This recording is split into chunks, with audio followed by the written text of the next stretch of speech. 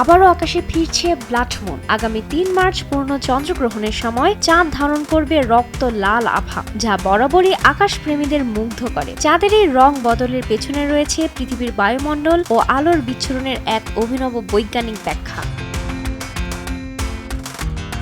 আর এটি এই গ্রহণকে করে তুলেছে আরও বিশেষ কিছু। বিজ্ঞানীরা বলছেন চাঁদের কক্ষপথ ও পৃথিবীর বায়ুমণ্ডলের বিশেষ অবস্থানের কারণেই এবার এমন ব্যতিক্রমী দৃশ্যের সৃষ্টি হবে। সংবাদ মাধ্যম ইন্ডিয়া টুডে বলছে আগামী ৩ মার্চ রাতের আকাশে ঘটবে বছরের প্রথম পূর্ণ চন্দ্রগ্রহণ। এ সময় চাঁদ ধারণ করবে গাঢ় লাল ও নীল রঙের মিশ্র আভায়। আর বিশ্বের বিভিন্ন প্রান্তের পর্যবেক্ষকরা এর মাধ্যমে এক বিরল দৃশ্য দেখবেন।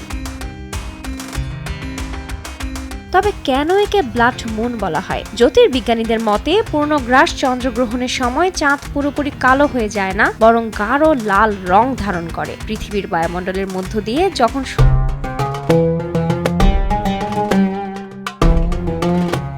সূর্যের আলো প্রতিসারিত হয় তখন নীল অংশটি চারদিকে ছড়িয়ে পড়লেও লাল অংশটি চাঁদের উপরে গিয়ে পড়ে। এর কারণে গ্রহণ চলাকালীন সময় চাঁদকে রক্তিম দেখা যায়, যাকে বলা হয় ব্লাড মুন। যখন পৃথিবী সূর্য ও চাঁদের ঠিক মাঝখানে চলে আসে তখনই এই পরিস্থিতির সৃষ্টি হয়। ৩ মার্চ প্রায় ৫ ঘন্টা ধরে এই গ্রহণ প্রক্রিয়া চলবে। পূর্ণগ্রাস পর্যায়টি স্থায়ী হবে প্রায় ৫৮ মিনিট।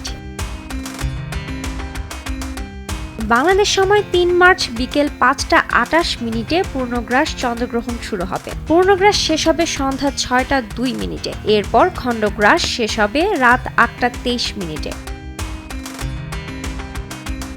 আমেরিকার পশ্চিমের স্টেটগুলোতে ৩ মার্চ ভোর ৪টা থেকে ৫টা পর্যন্ত এই গ্রহণ দেখা যাবে। তবে বাংলাদেশ ও ভারত থেকে অল্প সময়ের জন্য পূর্ণগ্রাস দেখা গেলেও খণ্ডগ্রাস দেখা যাবে দীর্ঘক্ষণ। অনেকের মনে প্রশ্ন থাকে এটি খালি চোখে দেখা যাবে কিনা। সূর্যগ্রহণের মতো চন্দ্রগ্রহণ দেখতে কোনো বিশেষ চশমা বা ফিল্টারের প্রয়োজন হয় না। এটি সম্পূর্ণ নিরাপদ, তাই যে কেউ খালি চোখে আকাশের এই বিস্ময়কর দৃশ্য উপভোগ করতে পারবেন। তবে মেঘমুক্ত আকাশ থাকলে এই গ্রহণ সবচেয়ে ভালো দেখা যাবে।